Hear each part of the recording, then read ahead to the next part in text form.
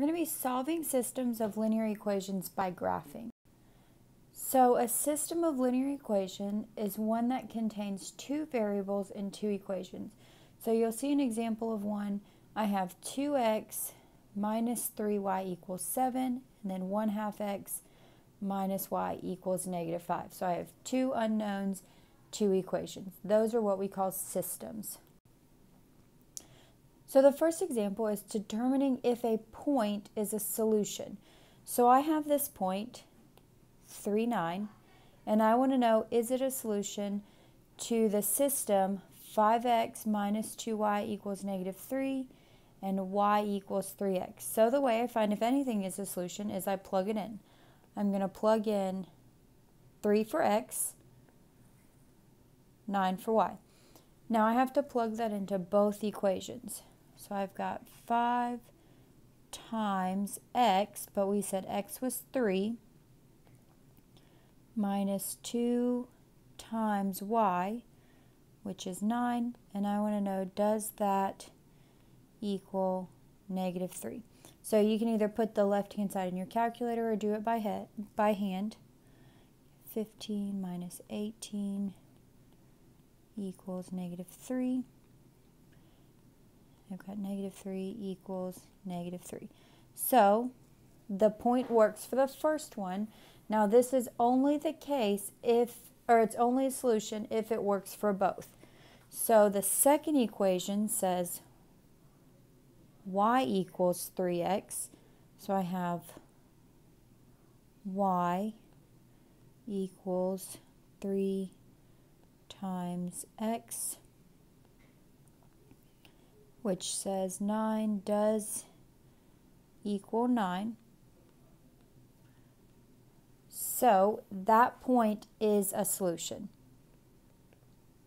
And again, it's a solution because it makes both equations true. It satisfies both conditions. Okay, so our second example, I've got x and y. So I'm letting 3 be x and -2 equal y. So I'm going to plug it into the first one. 2 times x minus y. And I want to know, does that equal 8?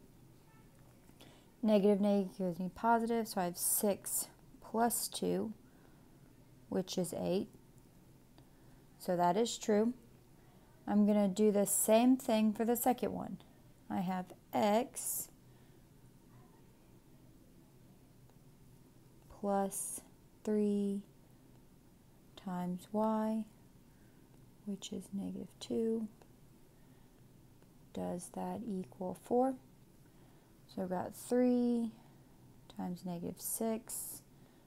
I've got -3, and -3 does not equal 4.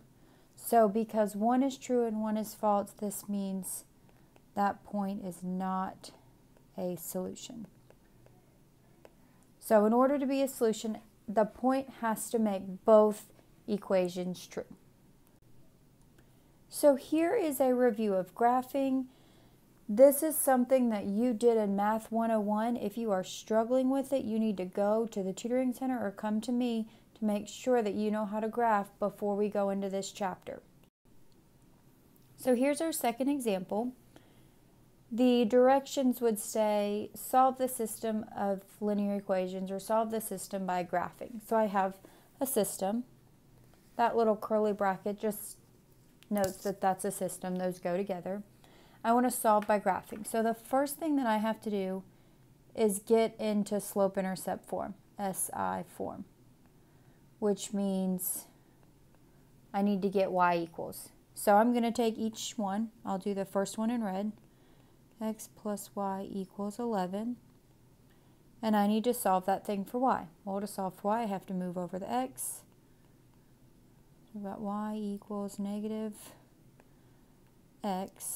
plus 11. Okay. Now I need to get the second one in slope-intercept form. So -5x I'm going to add 5x. Get 5y equals x. Right, divide everything by 5. Divide every single term by 5. So my two equations are negative x plus 11 and x plus 1.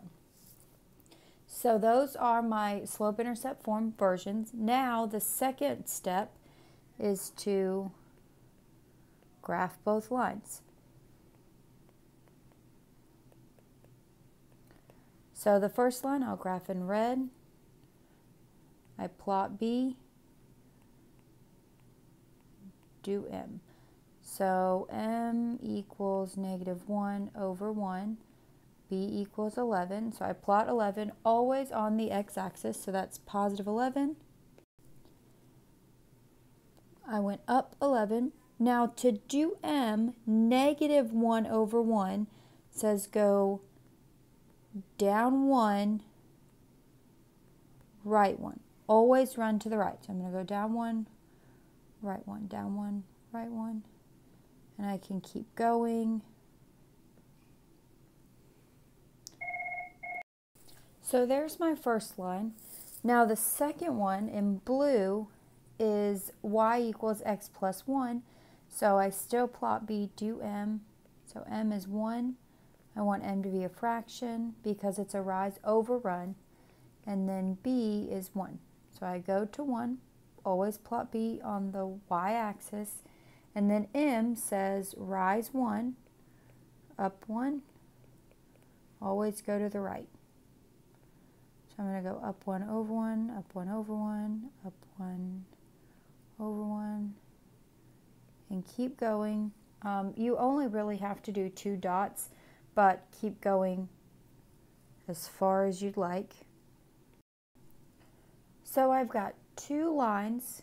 The answer to these are where the lines intersect. So my actual solution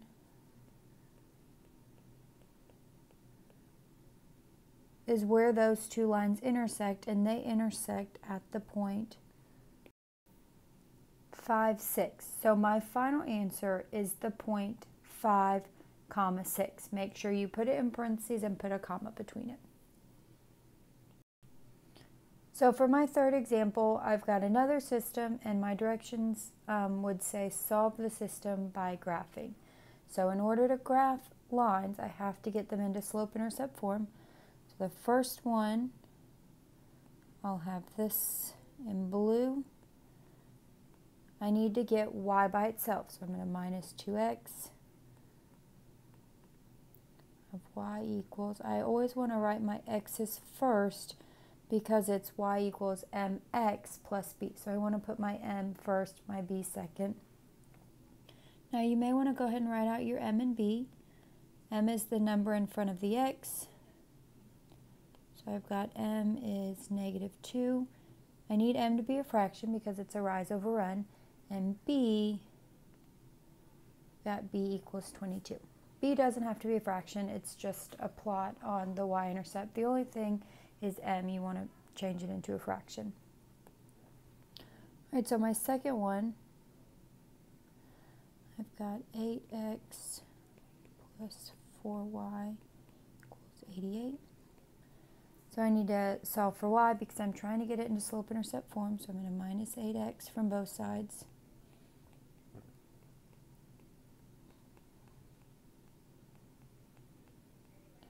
Rewrite it, put my x first. Divide by 4, and so I'll have y equals negative 2x 22. So I may want to write out my m and b. Got negative 2. I want to change m into a fraction. So you may notice something. M and b, you've got the same m and the same b, the same exact equation. So that's something that's a little bit different. Something I haven't seen before. That just means there are two cases, two special cases, if you will. And this one is the one where they're the same exact line. I have y equals negative 2x plus 22, y equals negative 2x plus 22. So if I go to graph both of these, I'm going to plot 22, which I'll have my axis counting by 2.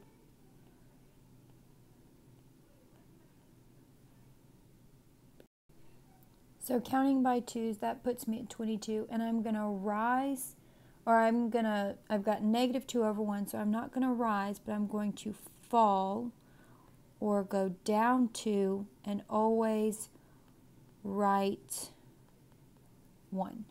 I'm going to go down 2, right 1, down 2, right 1. Now the reason it looks like I'm only going down 1 unit is because, remember, I counted over here by 2s. So that's why it looks a little different.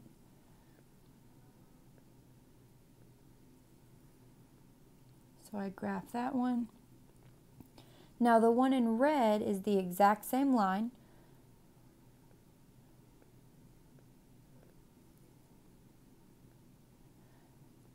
So this is one of the special cases. When my lines are exactly the same, that is called infinitely many solutions.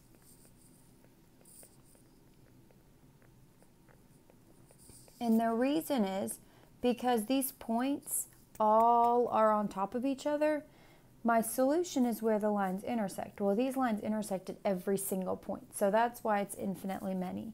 The other scenario that you would see is if you have two parallel lines. So you plot them and they look like this. That is no solution. Now the way that you will know without a shadow of a doubt that two lines are parallel is if they have the same slope. So think back to 101. Parallel lines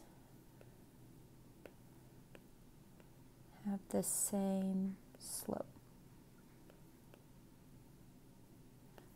Different y-intercept, but same slope. So if you have two lines that have the same slope, your answer will be no solution. Those are your two special cases, infinitely many or no solution.